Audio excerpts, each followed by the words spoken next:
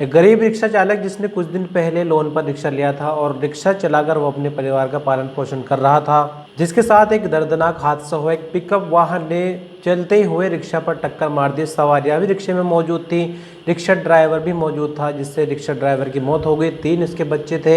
इस पूरी खबर पर हम विस्तार से बात करेंगे कि दर्दनाक हादसा बिजनौर में कहाँ हुआ। इससे पहले आपको चोरों के हौसले बिजनौर जनपद में कितने ज़्यादा बुलंद हो चुके हैं उसके बारे में थोड़ा बताना चाहेंगे। और आपने 1 साल पहले का भी बिजनौर जनपद का हाल देखा होगा, जब एसपी नीरज जादौन यहाँ पर थे, और 1 साल लगभग एसपी नीरज जादौन को यहाँ से जाए हुए हो गया है।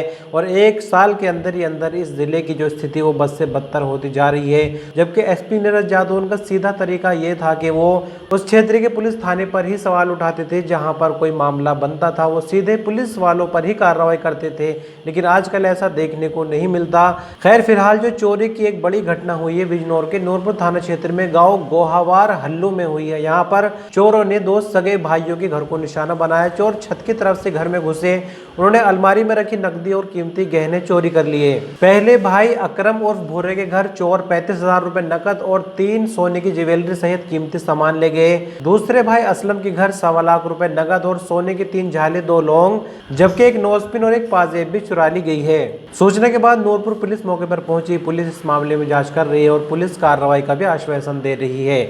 रात मेरे घर पे चोरी हो गई। सामान मेरी 3 चीज गई सोने की, जो 1.5-2 लाख रुपए की चीज थी। मैंने अपने बेटे के लिए खरीद के रखी थी। और जी 35,000 रुपए नकद थे और सामान गया संदूक में से, जो भी उनका हाथ लगा। फिर 3:30-4 बजे और 3-3:30 बजे के बाद रात चोरी हुई। रात मेरे घर से एक 3 जोड़ी तो वह झाले और जी 2 लौंग है, एक नोचपिन है और जी एक पाजेब है और 1,25,000 रुपए कैश है।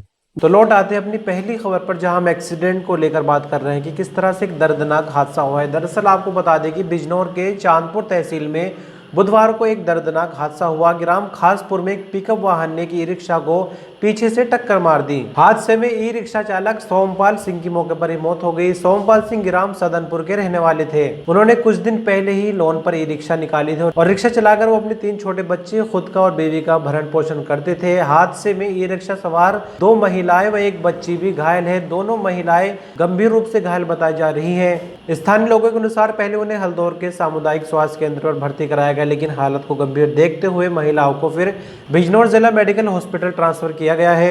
मृतक के परिजन को जैसी खबर मिली वो फौरन मौके पर पहुंचे। उन्होंने गुस्से में बिजनौर मुरादाबाद मार्ग को भी कुछ वक्त के लिए जाम कर दिया। बाद में पुलिस प्रशासन और आला अधिकारी पहुंचे और उन लोगों को समझाया गया। बाकी पुलिस ने इस मामले में आगे कार्रवाई का आश्वासन दिया है। गाँव के थे सोमपाल, हाँ। ये रिक्शा लेकर आ रहे थे, इसमें सवारी भी थी।